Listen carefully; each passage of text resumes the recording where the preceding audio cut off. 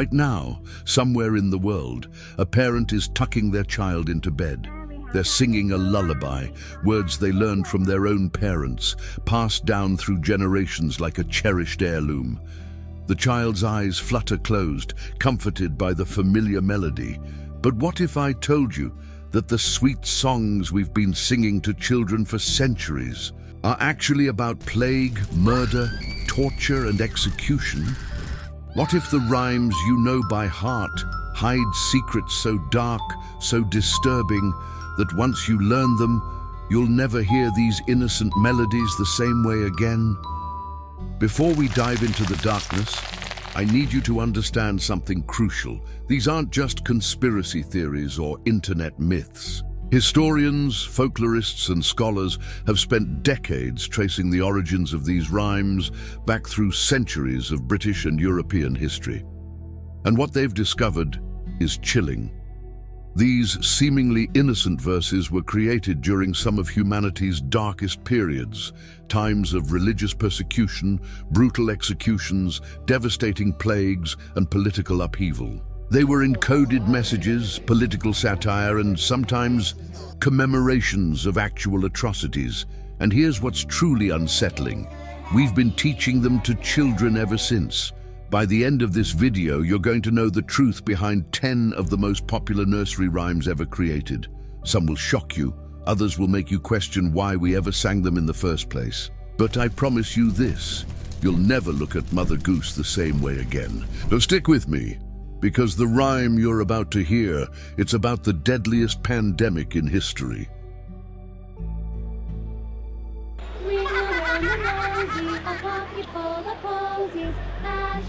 You've probably played this game 100 times. Kids join hands, walk in a circle, and collapse to the ground giggling when the song ends. It's playful, it's innocent, it's fun. But this rhyme isn't about a game, it's about death on a scale almost impossible to comprehend. London, 1665. The Great Plague swept through the city like an invisible reaper. In just 18 months, it would kill an estimated 100,000 people, roughly 15% of London's entire population.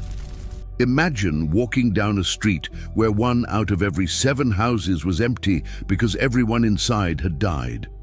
The plague announced itself with a distinctive symptom, a red, circular rash that appeared on the skin. Victims could feel it forming, a ring of inflamed flesh that marked them for death. That's your ring around the Rosie. People were desperate to protect themselves. They believed the disease spread through bad air, foul smells that carried death.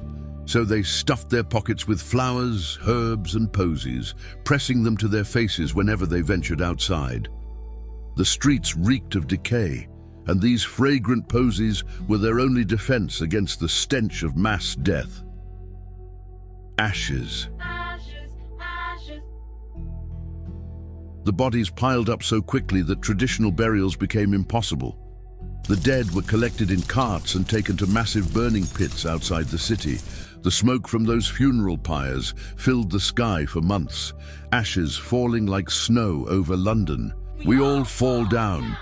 Death was the great equalizer. Rich or poor, young or old, when the plague took you, you fell, and you didn't get back up. Now watch those children play the game again. See how they all collapse to the ground, laughing. They're reenacting mass death. They're playing at being plague victims, and we taught them to do it. But as disturbing as that is, it gets worse. Because the next rhyme we're going to examine, it's about one of history's most prolific serial killers. Mary, Mary, quite contrary. It sounds like a charming little riddle about gardening, doesn't it? A woman named Mary who has an impressive garden full of bells and shells and flowers. But Mary was real, and her garden was soaked in blood. Meet Mary the First of England, known to history by a much more sinister name, Bloody Mary. When Mary took the throne in 1553, she inherited a country torn apart by religious conflict. Her father, Henry VIII, had broken away from the Catholic Church to form the Church of England. Mary, a devout Catholic, was determined to undo everything her father had built. no matter the cost. Over the course of her 5-year reign, Mary ordered the execution of nearly 300 Protestant heretics. But she didn't just have them killed. She had them burned alive at the stake, a death so agonizing, so prolonged, that witnesses reported hearing the screams echoing through London streets. The garden in the rhyme, that's England itself. Mary was growing her Catholic kingdom, but the flowers in her garden weren't flowers at all. Silver bells and cockle shells weren't garden decorations. They were instruments of torture. Silver bells were thumbscrews, devices that slowly crushed the bones in your fingers while you screamed. Cockle shells were genital clamps used during interrogations, inflicting unspeakable agony on prisoners. And those pretty maids all in a row? Some historians believe they refer to the rows of corpses after mass executions.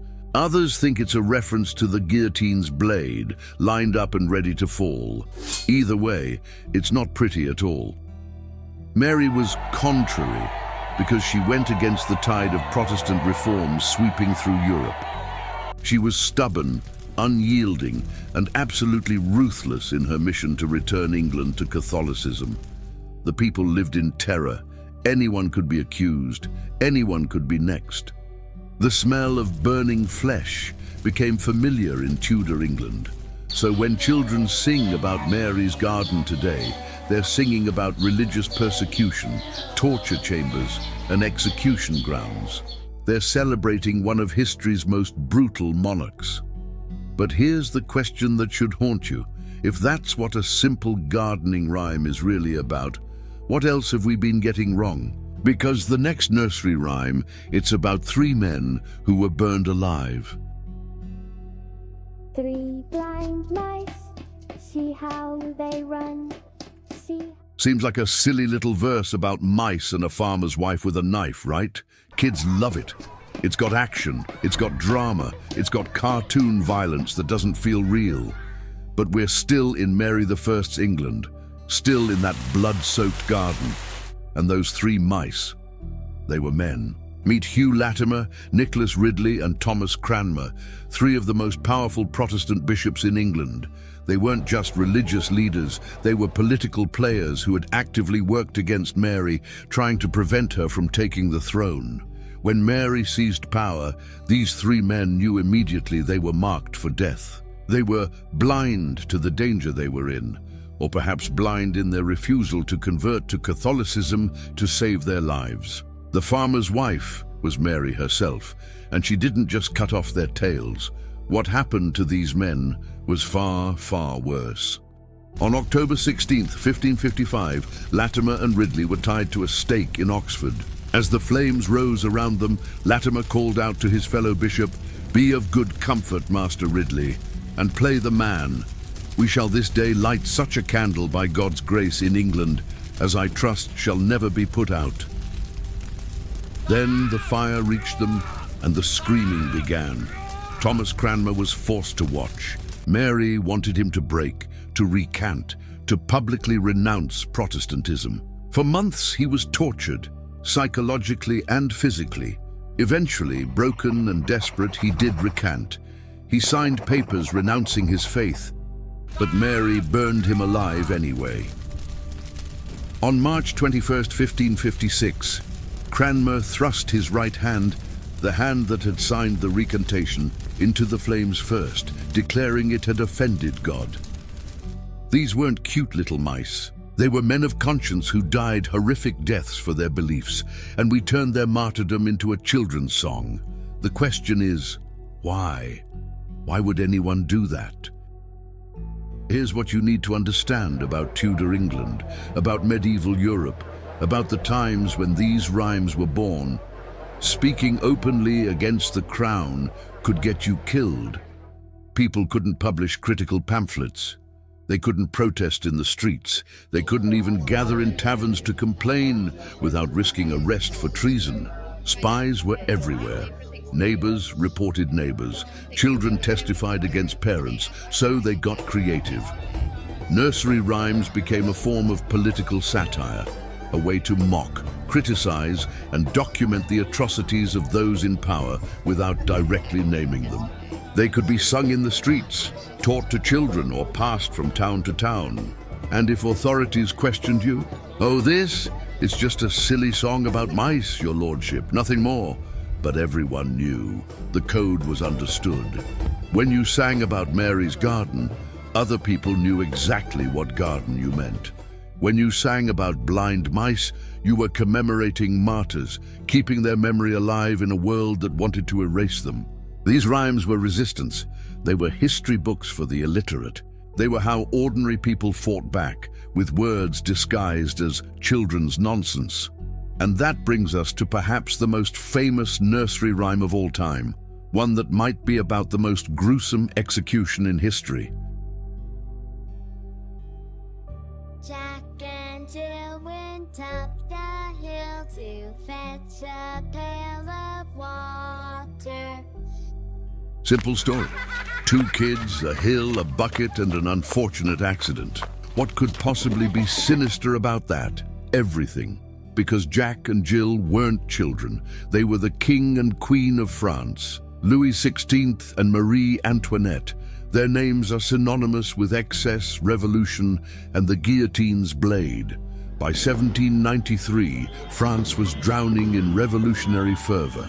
The common people, starving, desperate, enraged, had risen up against the monarchy. "Let them eat cake," Marie Antoinette supposedly said, though she almost certainly never uttered those words. But it didn't matter. The mob wanted blood. Jack and Jill went up the hill. Louis XVI climbed the steps to the scaffold first. The hill was the elevated platform where the guillotine stood. Up those wooden steps, knowing what waited at the top, to fetch a pail of water. But it wasn't water they were fetching. It was death.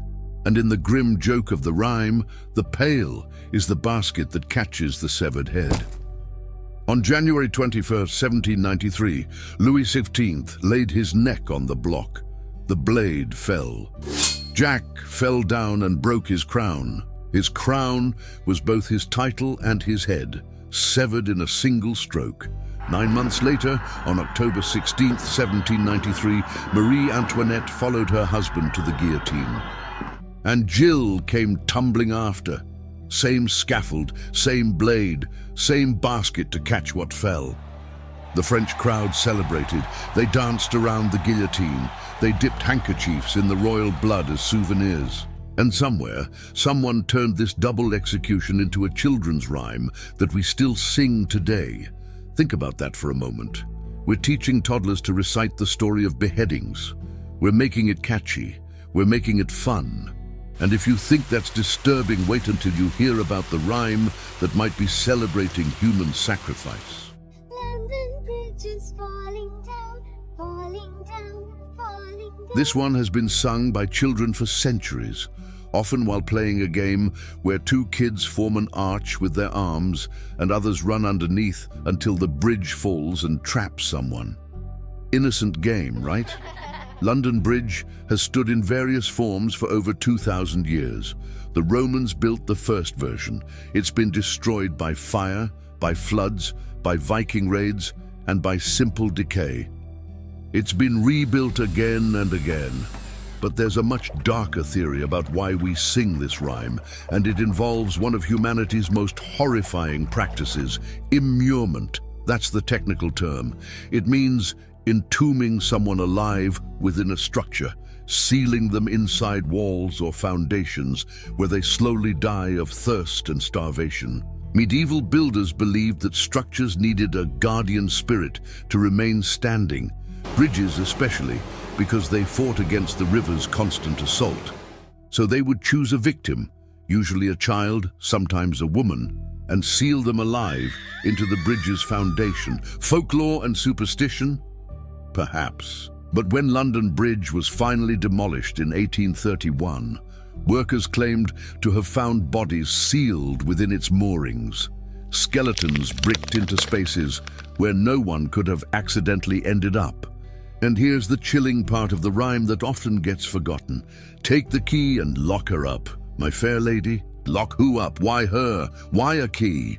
Some historians believe this refers to the practice of selecting a sacrifice, often a young woman, and sealing her into the bridge structure while it was being built. The key locked the chamber. The river took the rest. There's another theory, less supernatural but equally violent. In the year 1014, Viking King Olaf II attacked London. Historical accounts suggest he and his warriors literally pulled London Bridge down, using ropes attached to their ships, sending it, and everyone on it, crashing into the Thames. The rhyme might commemorate that attack. Build it up with wood and clay, one verse goes, listing various materials, each failing in turn. It's a song about destruction, about the futility of fighting against inevitable ruin. And we turned it into a game where the bridge collapses and traps children. Whether it's about human sacrifice, Viking raids, or simply the architectural struggles of medieval engineering, this rhyme is steeped in death. The river claimed lives, the bridge claimed lives, and somehow that became entertainment. These aren't the only rhymes hiding darkness. Let me take you through a few more, quickly, because once you see the pattern, you can't unsee it. Ba, ba, black sheep? Not about a sheep at all. It's about the crushing wool tax imposed by King Edward I in 1275. 1/3 to the master, the king, 1/3 to the dame, the church, and one for the little boy who cries down the lane. The impoverished farmers who had nothing left. Rock-a-bye baby. That bizarre image of a baby in a treetop. Historians believe it's about the alleged scandal of King James II, who supposedly smuggled another man's baby into the royal birthing chamber to ensure a Catholic heir. The cradle will fall when the truth comes out.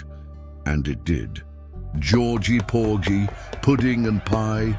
That's George Villiers, Duke of Buckingham, rumoured to be King James III's lover, known for his good looks and his habit of seducing and often assaulting married women.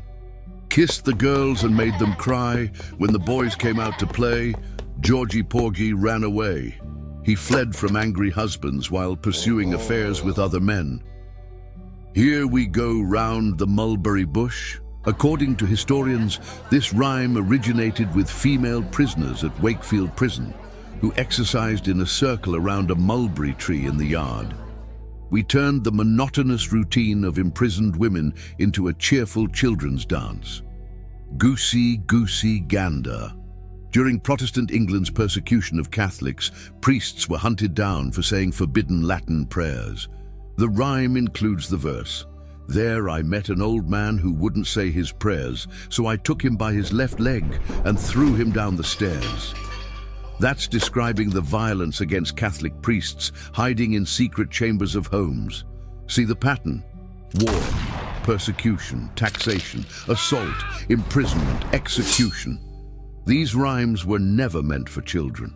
They were political commentary, historical records, and sometimes just dark humor from people living through horrific times. In the 18th and 19th centuries, there was a movement to collect and preserve folk songs and traditional rhymes. Scholars traveled the countryside, writing down every verse they heard before they were lost to time. And then publishers got involved. They saw a market. Parents wanted entertainment for their children. These old rhymes had catchy melodies and rhythmic words perfect for teaching language. So they stripped away the context, added cute illustrations, and repackaged political satire and historical trauma as Mother Goose nursery rhymes. The dark origins were forgotten or deliberately obscured. A rhyme about the Black Plague became a circle game. A song about beheading became a story about children and a water bucket. Torture and execution became a tale about a woman's garden. And we've been teaching them ever since, generation after generation, never questioning why we're telling toddlers about people falling down, bridges collapsing, and heads breaking. We've taken our darkest history and turned it into bedtime stories. We've made atrocity into lullabies. So what do we do with this information? Should we stop teaching these rhymes to children? Should we ban them from classrooms and nurseries? Should we erase centuries of tradition because of dark origins? I don't think so. These rhymes are history. They're how ordinary people documented and survived extraordinary darkness. They're proof that humans have always found ways to encode truth, to resist power, to remember. But we should know. We should teach the history alongside the rhyme. We should tell children, when they're old enough, about the real Mary, the real Jack and Jill, the real plague that inspired their circle game. Because these rhymes aren't just about the past, they're about how we process trauma, how we resist oppression, how we use art and poetry and song to survive the unsurvivable. The next time you hear a nursery rhyme, in a store, in a school, in your own home, listen more carefully. Beneath that cheerful melody, beneath those simple words, there might be a whole world of human struggle and suffering and survival. These rhymes remember what we've forgotten. They carry the weight of history disguised as children's entertainment. And now you know the truth.